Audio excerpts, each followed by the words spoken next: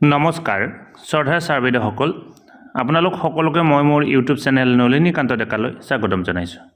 Sir বাইদেউসকল প্ৰতিখন বিদ্যালয়লৈকে এটি বিশেষ নিৰ্দেশনা আহিছে। ভিডিঅ'টোৰ জৰিয়তে আপোনালোকক সেই কথাখিনি ক'বৰ কাৰণে চেষ্টা কৰিম।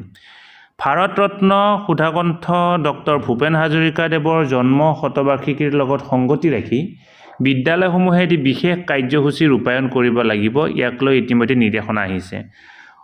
8 ছেপ্টেম্বৰ তাৰিখৰ পৰা 13 ছেপ্টেম্বৰ তাৰিখলৈকে অনুষ্ঠিত হ'বলগীয়া এই কাৰ্যসূচীত বিদ্যালয়সমূহে কি কৰিব লাগিব বা অসম চৰকাৰৰ তৰফৰ পৰা কি গাইডলাইন আহিছে আহকচোন ভালদৰে চাবৰ কাৰণে চেষ্টা কৰোঁ। আমি প্ৰতিখন প্ৰাথমিক বিদ্যালয়, মাধ্যমিক বিদ্যালয়, উচ্চতৰ মাধ্যমিক বিদ্যালয় বা এই কলেজ আৰু ইউনিভাৰ্চিটিসমূহেও বিশেষ কাৰ্যসূচী পৃথকে ৰূপায়ণ কৰিব লাগিব।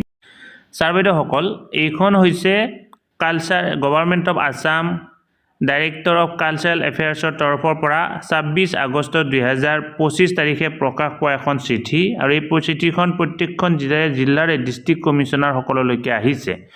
এই চিঠিখনত সকলোৱে কি কৰিব লাগিব আৰু 8 ছেপ্টেম্বৰ তাৰিখৰ পৰা যে 13 ছেপ্টেম্বৰ তাৰিখলৈকে জন্ম শতবাৰ্ষিকী আয়োজন কৰা হৈছে এই কথাখিনি জনোৱা হৈছে। আৰু আমি ইয়াত লগত সংগতি ৰাখি এখন SOP ষ্টেণ্ডাৰ্ড অপাৰেটিং প্ৰচিডিঅ'ৰ প্ৰস্তুত কৰা হৈছে আৰু এই ষ্টেণ্ডাৰ্ড অপাৰেটিং প্ৰচিডিঅ'ৰত আমি বিদ্যালয়সমূহে কি কৰিব লাগিব তাৰ নিৰ্দেশনা দিয়া হৈছে। আহকচোন আমি বিদ্যালয়সমূহে কি কৰিব লাগিব বা কি কাৰ্যসূচী ৰূপায়ণ কৰিব লাগিব সেই কথাখিনি জানিবৰ কাৰণে চেষ্টা কৰোঁ। এতিয়া চাওক আমি বিদ্যালয়সমূহে কি কৰিব লাগিব। প্ৰথম যিটো গাইডলাইন আছে এই গাইডলাইনটো হৈছে ডিষ্ট্ৰিক্ট কমিশ্যনাৰসকলৰ কাৰণে।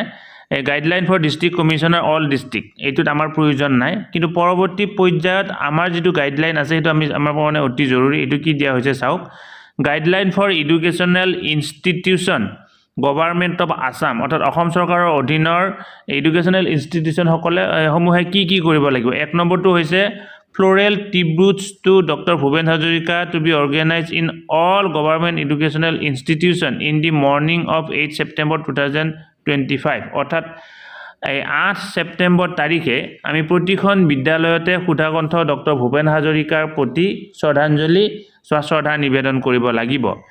A common song of Dr. Bhupen Hazarika such as Ahom Amar Rupohi to be sung by the student of all government educational institutes during the morning assembly অৰ্থাৎ ৰাতিপুৱাৰ যি প্ৰাতঃসভাত অসম এই ভাৰত ৰত্ন ভূপেন হাজৰিকা দেৱৰ এটা কালজয়ী গীত অসম আমাৰ ৰূপহী গীতটো কি কৰিব লাগিব, ছাত্ৰ ছাত্ৰীসকলৰ সহযোগত সেই গীতটো পৰিৱেশন কৰিব লাগিব।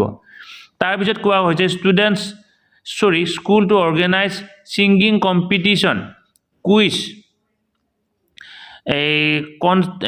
Contest and essay writing competition কৰিব লাগিব। While college and university may hold seminar and panel discussion between 10 AM to 3 PM বিদ্যালয়সমূহে সকলোৱেতো মৰ্ণিং এছেম্বলি এইখিনি কৰাৰ উপৰিও বিদ্যালয়সমূহে কি কৰিব লাগিব, গানৰ প্ৰতিযোগিতা আয়োজন কৰিব লাগিব, কুইজ প্ৰতিযোগিতা আয়োজন কৰিব লাগিব আৰু চিত্ৰাংকন প্ৰতিযোগিতা আয়োজন কৰিব লাগিব। তাৰ উপৰি আমাৰ যিবিলাক কলেজ আৰু ইউনিভাৰ্চিটি আছে তেওঁলোকে বিভিন্ন ধৰণৰ ছেমিনাৰ বা পেনেল ডিছকাশ্যন কৰিব লাগিব এই 10 বজাৰ পৰা 3 বজাৰ ভিতৰত। গতিকে অত্যন্ত এটি গুৰুত্বপূৰ্ণ খবৰ। আমি আমাৰ বিদ্যালয়সমূহত এই কাৰ্যখিনি যিহেতু কৰিব লাগিব, আজি যিহেতু ছেপ্টেম্বৰ মাহৰ 7 তাৰিখ, কাইলৈ হ'ব 8 তাৰিখ, কাইলৈ আমি এই কাৰ্যসূচীখিনি আমি আমাৰ বিদ্যালয়ত কি কৰিব লাগিব, ৰূপায়ণ কৰিব লাগিব। ছাৰ বাইদেউসকল আপোনালোকে ভিডিঅ'টো যিমান পাৰে আগলৈকে ফৰৱাৰ্ড কৰক।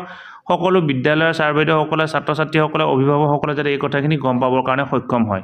ধন্যবাদ। শ্ৰদ্ধাৰ ছাৰ বাইদেউসকল, নলিনীকান্ত ডেকা নামৰ ইউটিউব চেনেলটো হৈছে এটি শিক্ষামূলক ইউটিউব চেনেল।